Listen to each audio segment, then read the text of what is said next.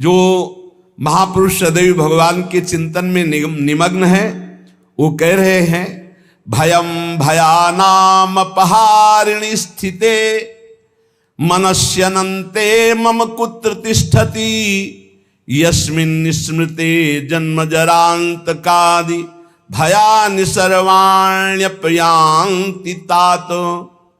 हे दोस्तों मित्रों, तुम्हें कोई भी कष्ट नहीं होगा, ना मृत्यु का, ना रोग का, ना अपमान का, ना कोई भय छू सकेगा। कौन सा ऐसा जादू है भाई?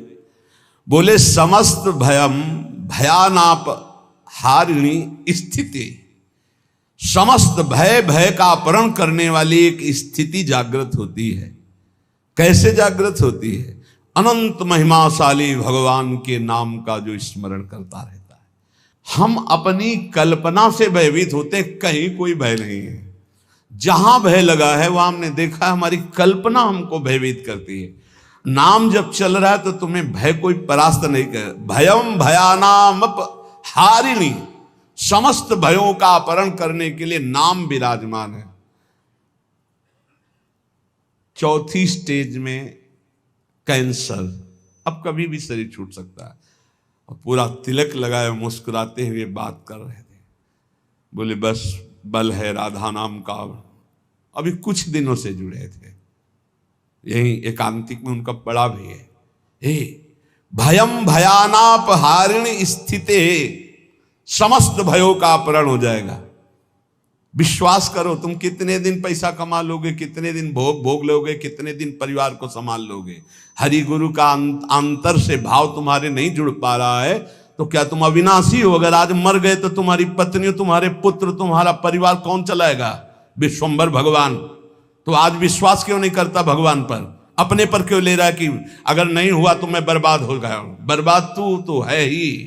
आबाद कब तू हुआ था? आबाद तो उस क्षण होता है जब उस ईश्वर का आश्रय ले लेता है और पूरा भरोसा ईश्वर पे छोड़ देता है, उसे कहते हैं आबाद होना। अहंकारी कभी, अपने को कर्ता मानने वाला कभी आबाद नहीं होता। यही समय तो होता है उत्तर देने का, मैं आपका। सर्वस्व नष्ट हो जाए तो भी स्वामी मैं आपका। आपकी आज्ञा के अनुसार आपके विरुद्ध कभी नहीं चल सकता, चाहे प्राण चले। भगवत प्राप्ति ऐसे होती है। नौकाएं कभी डूबती नहीं, लड़खड़ाती नहीं, छेद होती नहीं। नाविक ने आज तक किसी को डूबने नहीं दिया, पार कर दिया है। चुपचाप बैठा रहे, दौड़ क्यों मचा रहा है इधर से उधर, पूरा बैलेंस बिगाड़ने की कोशिश कर रहा है। एक आदमी ट्रेन में दौड़ रहा था, डिब्बे में एक साधु थे। भाई मैं देख रहा हूं तू दौड़ रहा है, क्यों दौड़ रहा है? बोले हमको बहुत जल्दी पहुंचना है अमुक स्टेशन। है पागल, ट्रेन चल रही, तू बैठ जा, तू बैठ जा, ट्रेन चल रही। ऐसे ही तू सच्ची मान, अध्यात्म की कोई दौड़ भाग नहीं होती।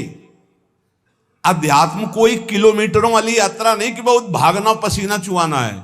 समझ समझ, विवेक का मार्ग, विवेक का। आराम से बैठ जा।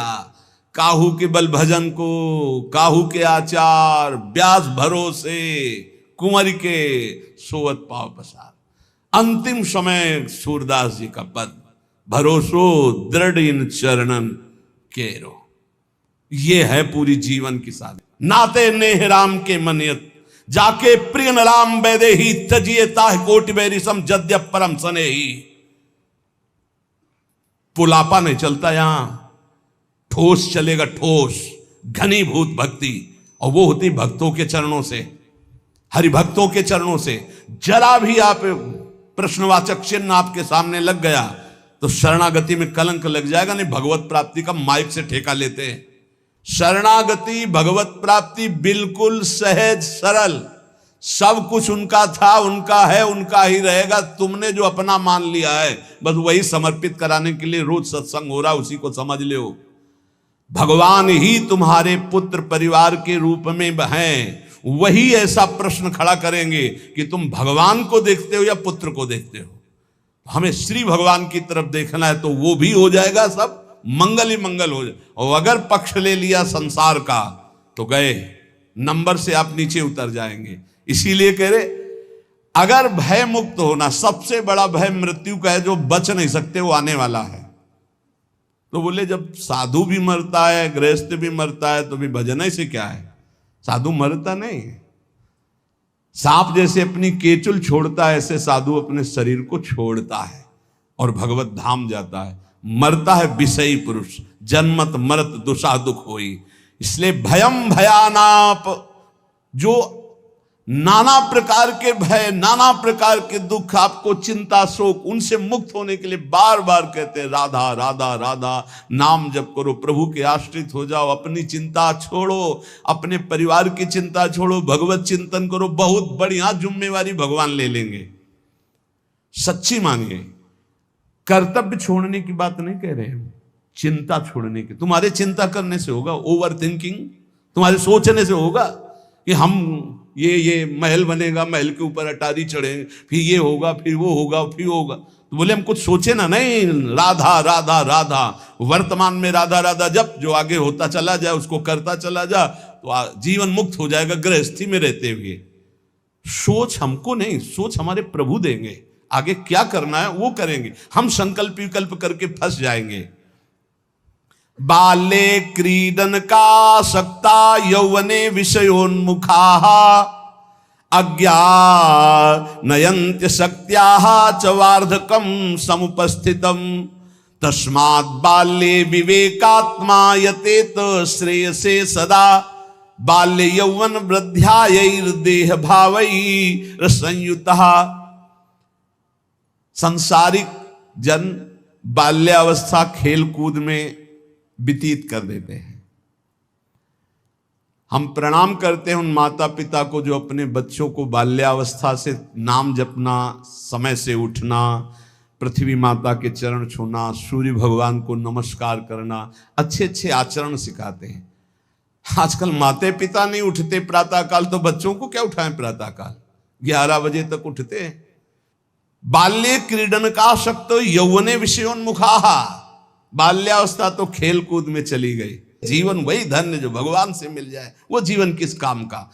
आजकल कह रहे हैं कि बाल्य क्रीडन का शक्त, बालकों को तो क्रीड़ा अवस्था में ऐसा लगा दिया कि बाल्यावस्था कब निकल गई पता नहीं चला। यौवने विषयोन्मुखा, यौवन अवस्था भोगों में फंसा दे। अरे भाई, भगवान कृपा करें सबको अच्छे माता पिता मिले। कैसे अच्छे माता पिता? जो भगवान में लगाते हैं, जो सत धर्म में लगाते हैं, जो सत कार्यों में लगाते हैं। बहुत बड़ा योगदान होता है माता का। फिर दूसरा पिता का, सबसे बड़ा गुरु माता, फिर पिता, क्योंकि वही सतमार्ग में चला। गांव में एक बार नाटक आया था दिखाने के लिए, वो क्या कहते हैं, नौटंकी, वो सुल्ताना डाकू, पूरा दिखाया गया। रात भर देखा था, बच्चे थे उस समय। तो वो जब उसको फांसी की सजा दी गई तो उससे पूछा गया तुम्हारी अंतिम चाहत क्या है? वो हम पूरी जिंदगी भर ध्यान रखा। बोले हमारी माता को हमसे मिला दो। माता को, जे ही माता मिलने आई तो गले लगे और दांत से पूरी नाक काट ली माता की। तो आप ईश्वर ने पूछा ये क्यों किया? बोले मुझे आज फांसी के फंदे में चढ़ाने वाली ये है। पहली बार हमने पेंसिल चुराई थी, और जब इसको कहा कि माँ मैं पेंसिल चुरा के लाया, तो इसने कहा बहुत अच्छा बेटा, लिखने के काम आएगी। बस उसी दिन से मुझे लगा कि बहुत अच्छा कार्य है, और आज मैं सुल्ताना डाकू बना और मुझे इसकी फांसी की सजा मिल रही। तो सबसे बड़ी अपराधिनी मेरी माँ है जो मुझे इस मार्ग में। माँ प्रथम गुरु है। आप अपने बच्चे को जैसे गर्भ से शिक्षा, अगर हम प्रार्थना करते हैं गृहस्थ में वो बच्चा गर्भ में आ जाए तो सहवास बंद कर दो, सात्विक भोजन पाओ, भगवत नाम कीर्तन सुनो, भगवत कथा सुनो, महान तीर्थों का भ्रमण करो अगर कर सकते हो, उससे तुम्हारे बालक के बहुत सात्विक संस्कार होंगे। यौवने विषयोन्मुखा, जवानी भोगों में व्यतीत करने के लिए प्रेरणा दी गई, और अंदर और बाहर दोनों से संयोग बने, विषयों से हृदय मलिन हो गया।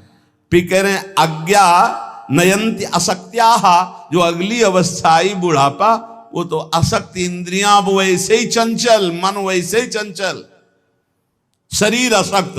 अब वो अंदर बैठे बैठे भोगों का चिंतन कर रहा है, उसकी दुर्गति हो जाती, दुर्गति। इसलिए तस्मात् बाल्ये विवेकात्मा, यतेत श्रेयसे सदा। विवेकवान होकर बाल्यावस्था से वो माता पिता धन्य है जो अपने बच्चे को शासन में लेकर, बाल भोग बना रहे हैं, 5 मिनट राधा राधा कीर्तन कर, अभी तुझे पवाते हैं, थोड़ा सा नाम संस्कार डालिए भगवत कीर्तन का, भगवान नाम जप का, बैठ 5 मिनट बैठ के कथा सुन, देखो सत्संग सुन, या स्वयं सुनाने लगे कोई न कोई ग्रंथ की बात। संस्कार पढ़ते हैं, गर्भ से संस्कार पढ़ते। अभिमन्यु जी को गर्भ में ही चक्रव्यूह तोड़ना आ गया था, प्रहलाद जी को गर्भ में ही परम महाभागवत बना दिया था नारद जी ने। अगर आप गर्भस्थ शिशु से शिक्षा प्रारंभ करेंगे तो कोई महान राष्ट्रभक्त महात्मा पैदा होगा। विवेक की पुरुष को चाहिए कि जिस समय बाल्यावस्था है वो पूरे जीवन की अद्भुत शैली बनाने के लिए उसको आप शिक्षा दीजिए। जितने गंदगी व्यसन है वो सब माता पिता के आचरणों का प्रभाव बच्चों पर पड़ता है। बहुत होश में माता पिता अपना व्यवहार रखें, नहीं बच्चे फिर वो ही जानते हो क्या करते हैं, बुढ़ापे में मार थप्पड़ घर के बाहर कर देते हैं कि तुमने हमको यही शिक्षा दी है आधुनिकता की, भोगों की, विषयों की, तो उसी का सुख लो। इसलिए तदे तद्वो मयाख्यातम यदि जानीत नानृतम तदस्मत् प्रीतये विष्णु स्मृत्याम बंध मुक्तिदहा। मित्रों, मैं तुम लोगों से प्रार्थना कह रहा हूं, तुम झूठ मत समझना। अगर समस्त दुख और बंधनों से छूटना है तो तुम केवल हरि स्मरण प्रारंभ कर दो। उनका स्मरण करने के पश्चात कोई भी विपत्ति उसको परास्त नहीं कर सकती। हरि स्मृति समस्त विपद विमोक्षणम, जितनी विपत्तियां हैं सबसे मुक्त करा देगी। तुम मेरी बात मान लीजिए। तदस्मत् प्रीतये विष्णु स्मृत्याम बंध मुक्तिदा, समस्त बंधनों से मुक्त हो जाओगे, मृत्यु का भय नष्ट हो जाएगा केवल हरि स्मरण। प्रयासः स्मरणे कोश्य स्मृतो यच्छति शोभनम पापक्षयश्च भवति स्मरताम तम अहर्निशम। स्मरण मात्र भगवान का परम मंगल परम कल्याण करता है। क्या जाता है? हरिशरणम हरिशरणम, राम कृष्ण हरि, राधा राधा, हरे नमः। जो पसंद आवे, हमारे भगवान की तो अनंत नाम है, राधा वल्लभ श्री हरिवंश, जो पसंद आवे, खूब नाम कीर्तन, खूब नाम स्मरण।